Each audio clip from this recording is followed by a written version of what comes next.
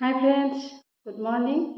মই মামনি গোস্বামী অন্য এটা ভিডিঅ'লৈ আপোনালোকক স্বাগতম জনাইছোঁ। আজি কেইদিনমান আগত মই এডপশ্যনৰ ওপৰত এটি সৰু ভিডিঅ' আগবঢ়াইছিলোঁ আৰু সেই ভিডিঅ'টোত আপোনালোকে বহুত মৰম দিছে আৰু বহুতে শ্বেয়াৰ কৰিছে। গতিকে মই সকলোকে মোৰ ফালৰ পৰা আন্তৰিক ধন্যবাদ জ্ঞাপন কৰিছোঁ। আজি আকৌ মই সেই বিষয়ৰ ওপৰতে এটি সৰু প্ৰশ্নৰ উত্তৰ লৈ আহিছোঁ। বহুজনে মোক প্ৰশ্ন কৰে, বাইদেউ আমি কম বয়সৰ ল'ৰা ছোৱালী পামনে 4-5 মাহৰ? যিহেতু প্ৰতিটো ক্ষেত্ৰতে কিছুমান নিয়ম বান্ধি ৰখা হৈছে, গতিকে এই বয়সৰ ভিতৰতো কিছুমান সীমাবদ্ধতা আছে।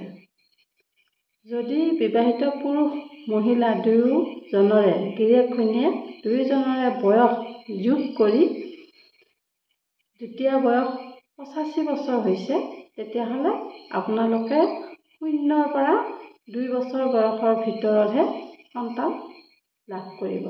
আৰু যদি আপোনালোকৰ বয়স 90 বছৰ হৈছে, তেতিয়াহ'লে আপোনালোকে 2 পৰা 4 বছৰৰ ভিতৰত সন্তান লাভ কৰিব।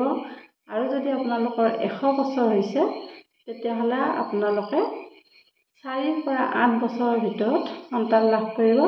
আৰু যদি আপোনালোকৰ দুয়োজনৰে যুটীয়া বয়স 110 বছৰ হৈছে, তেতিয়াহ'লে আপোনালোকে 8 পৰা 18 বছৰৰ ভিতৰতহে আপোনালোকে সন্তান লাভ কৰিব।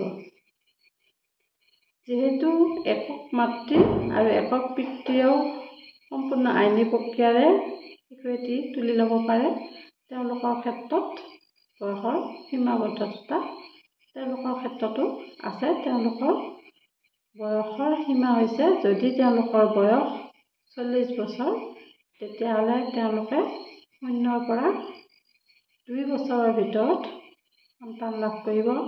আৰু যদি তেওঁলোকৰ 45 বছৰ বয়স হৈছে, তেতিয়াহ'লে তেওঁলোকে 2 পৰা 4 বছৰৰ ভিতৰত সন্তান লাভ কৰিব। আৰু যদি 50 বছৰ হৈছে, তেতিয়াহ'লে তেওঁলোকে 4 পৰা 8 বছৰৰ ভিতৰত সন্তান লাভ কৰিব। আৰু যদি 55 বছৰ হৈছে, তেতিয়াহ'লে তেওঁলোকে 8 পৰা 18 বছৰৰ ভিতৰতহে সন্তান লাভ কৰিব। গতিকে এই কথাখিনি আপোনালোকেও জনাটো দৰকাৰ আৰু দহজনেও জনাটো দৰকাৰ। গতিকে ভিডিঅ'টো নিশ্চয় শ্বেয়াৰ কৰি দিব বুলি আশা থাকিল। ধন্যবাদ।